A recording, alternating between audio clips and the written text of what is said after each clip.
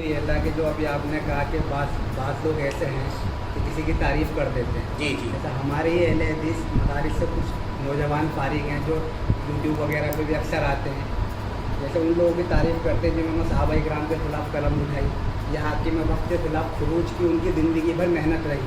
تو اس میں عام جو اہل حدیث ہے وہ کیا اعتدال اپنا ہے؟ اس میں عام اہل حدیثوں کا کام یہ ہے, عام نہیں بلکہ خاص اہل حدیثوں کا بھی یہی کام ہے کہ وہ اپنے سب سے خاص علم والوں سے رابطہ قائم کریں. دیکھیے نبوت کا سلسلہ ختم ہو چکا ہے, وراثت اہل علم کے پاس آئی ہے. جو اس کے سچے وارثین ہیں وہی نبوت کی ذمہ داری ادا کر رہے ہیں. یہ بہت موٹی بات ہے, اس میں کوئی مسئلہ ہے ہی نہیں پیچیدگی. ہمارا کام یہی کہ ہم اپنے کبار سے جڑیں. البرکۃ مع اکابرکم, برکت تمہارے سب سے بڑے علماء کے ساتھ ہے. یعنی کیا مطلب؟ وہیں سے تم کو سچا علم ملے گا. کیا صحابہ کرام کی سیرت میں ہم کو نہیں ملتا ہے کہ وہ سب نبی کے صحابہ کی, جب نبی کے صحابہ تھے اور سب کے سب صحابہ نبی کی تربیت میں پرورش پانے والے لوگ تھے, لیکن اس کے باوجود بھی جن کے پاس علم میں گہرائی زیادہ تھی لوگ ان سے رجوع کرنے کے لیے لوگوں کو بھیجتے تھے. چاہے مسئلہ ان سے پوچھو, چاہے مسئلہ ان سے پوچھو, ہے کہ نہیں؟ فرائض کے مسئلے بہت سارے مسائل میں خیر یہ کوئی ایک دو مثالیں نہیں, بہت ساری مثالیں ہیں. تو اس لیے دیکھیے ایک دو آدمی نے کسی کو اگر مثال کے طور پر کسی کی تعریف کر دیا ہو تو اس بنیاد پر اس کو بیان نہیں بنا لینا چاہیے. بیان نہیں بنانا چاہیے کہ فلاں نے تعریف کر دی ہے تو آپ کیا کریں اس کو. اچھا پھر اس میں ایک بات اور بھی آپ ذہن میں رکھیں, وہ یہ ہے نا کہ بڑے علماء ہمارے جو ہیں پختہ علماء وہ ہمیں یہ بھی بتلائیں گے کہ وہ تعریف کیا ہوا کون ہے, تعریف کرنے والا کون ہے. تعریف کرنے والا کون ہے اور کس کی تعریف کر رہا ہے. کبھی کبھی بعض چیزوں میں کچھ نہ کچھ شباہت ہوتی ہے, کہیں کوئی مماثلت ہوتی ہے, کہیں کچھ چیزوں میں یکسانیت پائی جاتی ہے تو آدمی اس بنیاد پر اس کی تعریف کر دیتا ہے نا. کوئی علاقائی قربت ہے, کوئی ادارے کی قربت ہے, کوئی کسی سرکل میں دونوں آدمی کام کر چکے ہیں, یا کسی میدان میں دونوں علم کی فضا میں علم کے ماحول میں رہ چکے ہیں, یا اور کوئی سرکل ہے مثال کے طور پر, اس بنیاد پر آدمی کسی کی کبھی تعریف کر دیتا ہے. تو سب سے پہلے تو یہ جاننا ہے کہ تعریف کرنے والا کون ہے, تعریف کس کی جا رہی وہ کون ہے. دوسری چیز یہ ہے کہ تعریف جو کی گئی ہے وہ علم کے نقطے پر کی گئی ہے یا علم سے مختلف کسی پہلو پر تعریف کی گئی ہے. اور ظاہر ہے کہ ان سب کی رہنمائی کرنے والے ہمارے اپنے کبار پختہ علماء ہیں.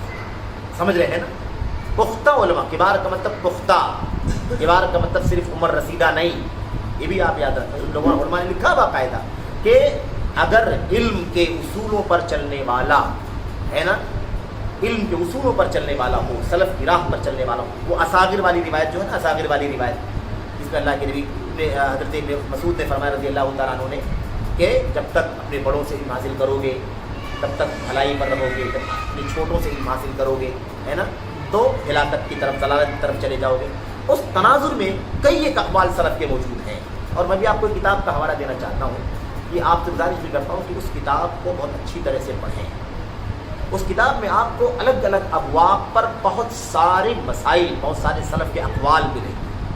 اور جب سلف کے براہ راست اقوال میں آپ جب وقت گزاریں گے نا تو آپ کو ایسا محسوس ہوگا کہ آپ اسی فضا میں وقت گزار رہے ہیں, اس ماحول میں وقت گزار رہے ہیں, تب آپ کو صحیح گہرا علم حاصل ہوگا. تو میں یہ کہہ رہا تھا کہ اس میں یہاں تک خاص طور پر ہمیں خیال کرنے کی ضرورت ہے کہ کون کس کی تعریف کر رہا ہے, تعریف کرنے والا کون ہے, کس کی تعریف کی جا رہی ہے اور کس پہلو سے تعریف ہو رہی ہے. ان سب کا صحیح جواب دینے والے کون ہوں گے؟ جو منہج اور اصول پر چلنے والے علماء ہوں. کبھی کم عمر بھی صحیح منہج والا ہو سکتا ہے, کم عمر والا بھی ہے نا صحیح منہج پر قائم ہو سکتا ہے. اس کی مثال حضرت عبداللہ بن عباس رضی اللہ تعالیٰ عنہ کی ہے.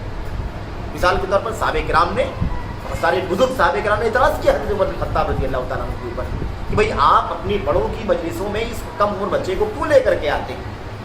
اگر آپ لے کر کے آئیں گے تو ہمارے بھی بہت سارے بچے, ہم بھی اپنے بچوں کو لے کر کے آئیں گے بڑوں کے بیچ میں. تو کیا فرمایا انہوں نے؟ کہا ایسے نہیں لے کر کے آ رہا ہوں, اس کی عمر مت دیکھو, اس کی عمر مت دیکھو, اس کا علم دیکھو, اس کا علم دیکھو. اور اس کے بعد باقاعدہ اس کا ایک نمونہ پیش کر دیا. سب لوگ واقعہ جانتے ہیں, ہے کہ نہیں؟ اذا جاء نصر اللہ والفتح, اس کی تفسیر کیا ہے؟ ابن عباس نے بتایا کہ نہیں بتایا؟ اس کا معنی یہ ہے. بڑے بڑے صحابہ کچھ معنی اور بتا رہے ہیں, لیکن اسی لیے علماء نے کیا کہا کہ جو علم اور اصولوں پر چلنے والا ہو، سلف کی راہ پر چلنے والا ہو، اس کا علم جس کے پاس ہو وہ کبیر ہے، بڑا ہے، گرچہ عمر میں چھوٹا ہو. اور جس آدمی کے پاس منہج کا علم نہ ہو یا منہج کے علم میں کمزوری ہو، وہ چھوٹا ہے عمر میں کتنا بھی بڑا کیوں نہ. اس بارے میں ایک دو نہیں 20 اقوال آپ کو 20 اقوال ملیں گے، سلف کے اقوال ملیں گے. تو اسی لیے یہ بات اچھی طرح ذہن میں رکھنی چاہیے کہ صرف اور صرف عمر دیکھ کر کے بھی آپ آگے نہ بھاگیں، عمر کی سیریٹی دیکھ کر کے صرف اور صرف نہ بھاگیں. عمر کی سیریٹی کے ساتھ ساتھ اس کا علم، اس کا منہج، اس کی فکر، اس کی دعوت، اس کی زبان، اس کا قلم، یہ سب آپ دیکھ کر کے تب اسے رجوع کریں. الحمدللہ ہمارے امت ایسے علماء سے خالی نہیں ہے، جماعت ایسے علماء سے خالی نہیں ہے. الحمدللہ ہم رجوع کرتے ہیں اور کرتے رہیں. الحمدللہ